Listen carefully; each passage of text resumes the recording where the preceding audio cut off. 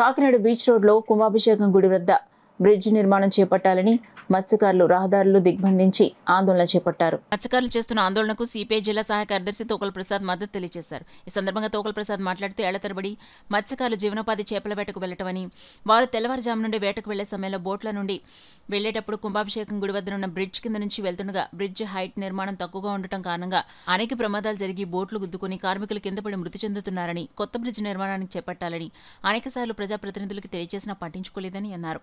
మత్స్యకార గంగపుత్రులు చేపల వేట మాత్రమే తెలుసని, రాజకీయాలు రావని, తమ మత్స్యకారులంతా ప్రమాదాలకు గురై చనిపోతున్నారని ఆవేదనలో ఈ నిరసన తెలియజేస్తున్నామని, ఈ నిరసనలో ఏ రాజకీయ ప్రమేయాలు లేవని, నూతన బ్రిడ్జ్ నిర్మాణం జరిగే వరకు మత్స్యకారులకు భారత కమ్యూనిస్ట్ పార్టీ సిపిఐ అండగా ఉంటుందని అన్నారు. బ్రిడ్జ్ నిర్మాణం కోసం మత్స్యకారులు చేస్తున్న ఆందోళన నిరసనకు కాకినాడ సిటీ ఎమ్మెల్యే వనమాడి వెంకటేశ్వరరావు విచ్చేసి బ్రిడ్జ్ నిర్మాణం సెలక్షన్ అయిందని, ఈ బ్రిడ్జ్ నిర్మాణాన్ని నవంబర్లో ప్రారంభిస్తామని, బ్రిడ్జ్ పూర్తి చేసేందుకు నేను చొరవ తీసుకుంటానని మత్స్యకారులకు హామీ ఇచ్చారు.